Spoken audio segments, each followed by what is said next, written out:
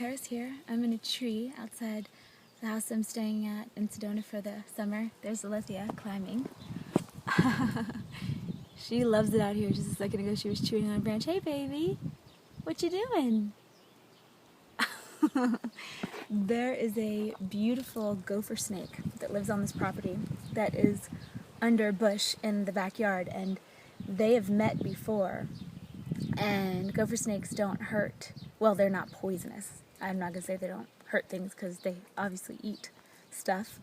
But Lilithia and the snake have already had a very interesting conversation. And I was looking for a spot to record, and I went back there and I could feel the snake. It was interesting because I feel like reptiles have a very strong presence.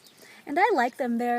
I used to kayak when I was in grad school in the lake, and there were alligators in it, and they were right there swimming around in the water with me, and I never felt endangered or like any of them were going to hurt me. I would scan their consciousness, and it felt like they had computer brains, like they were just calculating, and they were interested in eating people. They ate birds and squirrels and stuff. People weren't really what they were going for, but I'm pretty comfortable with that kind of mindset because I believe that all animals are friends. So, wait for this wind to pass.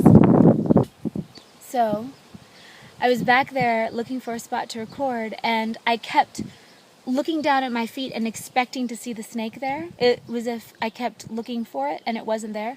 And I've been around this part of the yard many times since she first had the conversation with the snake. And eventually, I looked down, and sure enough, coming across the rocks was the very thick, very long tail of this beautiful gopher snake. And so I was just like, oh, hello. And I was actually going to record a video to show you guys the snake, which I'm sure I will eventually do. But it was way too windy. And then I looked, and she was at the other side of the bush looking at the snake too. And there was no feeling of animosity or fear. It was just, yeah, this is all of our house. We all live here together. Speaking of, this video is going to be about all shining together, us all shining together. And I love this concept because in the old paradigm, everybody couldn't shine, right? Everybody couldn't be on top. One person had to be there and other people had to be below them. But that's the old paradigm. In the new paradigm, what ends up happening is when one of us lives our truth and lives our brightest life, then other people feel the sympathetic resonance. And so rather than you shining and making someone else dimmer, you shining makes someone else resonate to their shine, which is not exactly the same as yours.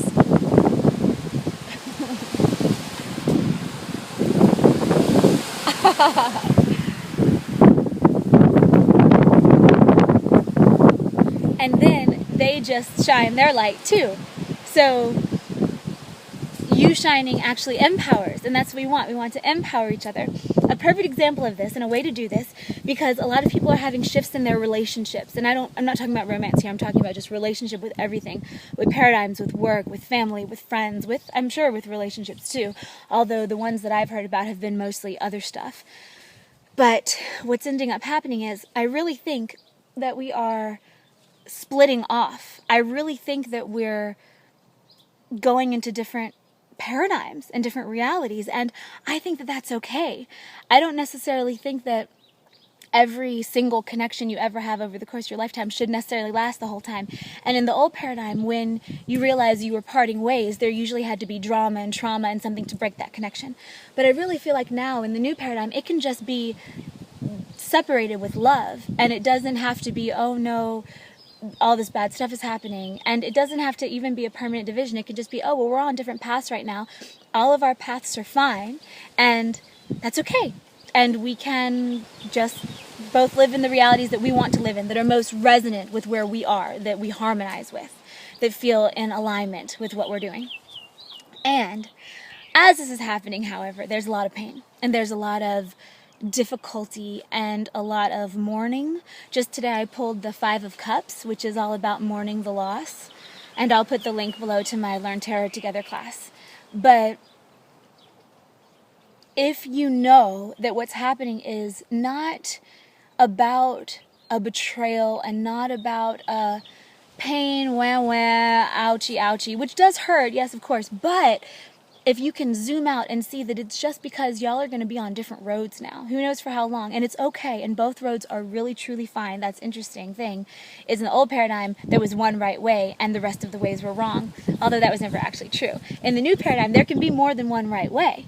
And you just go with whichever one you like. It's like, what flavor of ice cream is your favorite? Doesn't mean that all the other ice creams are worse than cookies and cream, which in my opinion, they are, because cookies and cream is my favorite. However, someone else might like mint chip the best, and that's perfectly fine too. So the idea here is to, right now, as we're going through this dimensional shift, to figure out where to place your feet and what solid ground is for you and what makes you feel safe and empowered and what maybe doesn't. As Alithia is showing us right now. Hi, are you coming down? Anyway, one thing that we can do, especially after the difficult things are happening, and this requires a lot of trust, and it requires mutual respect, and to some extent it requires living in the same-ish paradigm as the person that you're speaking to. But I just did this yesterday with my friend Amanda Flaker, who's also a internet teacher, and she teaches a lot of stuff, and we're going to teach a class together in the near future about new paradigm friendships and relationships and how to do it, especially when you trigger each other and stuff, because she and I have triggered each other before, and then we actually both got to greater levels of healing as a result of it, as a result of healing it, taking time to ourselves, coming back, talking about it in honesty and vulnerability on both sides, realizing where each of us might not have been present, and then coming back and figuring out how to be loving and honest and maintain our own self-respect and also share love with each other. And now we have this really beautiful relationship. And there was never like a huge drama. It was just everybody triggers each other from time to time, especially powerful people. And so yesterday we were both having rough days. You know, we're both going through these purgings and divisions and things that hurt. It hurts to separate. And so we got on the phone and we did some love rants on each other. So when you're feeling run down, or like you're not loved, or like people can't see you, or like you are, I don't know, just whatever bad is for you, if you can connect with a friend who does see you, who does love you, and exchange beauty rants and say, I think that you're great because of A, B, C, and D, and E. And it's often easier, this is what we did, to do it in the third person. So when I was giving her hers, I was saying, you know, I have this friend named Amanda, and this is what she's like. And when she did mine, she said, I have this friend named Karis, and this is what Karis is like, and this is what you feel like when you're around her, and stuff like that. And I will tell you that it was the most healing thing. And as she was talking, I can't speak for her experience, but as she was talking, I felt like my tank was getting fuller and fuller and fuller until by the end I felt so empowered and so wonderful. And so when it comes down to it, if you are in resonance with the people around you, them shining will make you want to shine more, and you'll love it when they do. You won't feel threatened by them shining, and they won't feel threatened by you shining, and you guys can all just leg up each other. And what I'm finding is, as we do these things and maintain our true spots and speak our best qualities, we are meeting people and we are doing things that more align and that level us up.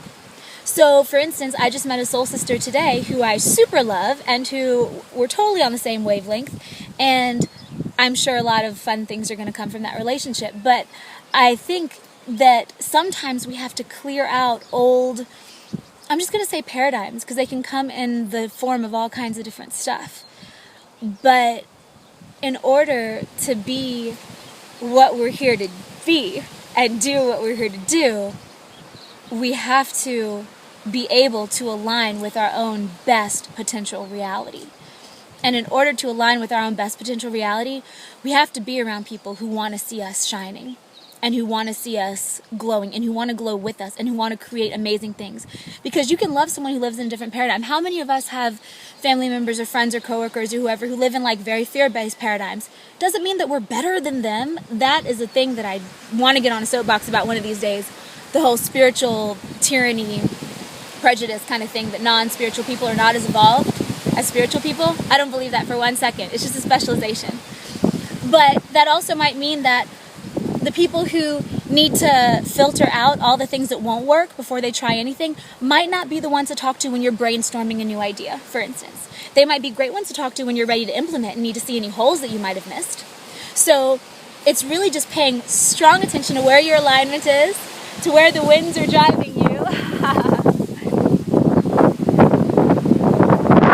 and honoring yourself and choosing to be around people who honor you. And that is okay. You deserve to be empowered, and you deserve to think only thoughts that make you feel wonderful. And that's another thing we did, actually, and this is a whole different video I'll do on a commitment to lucidity.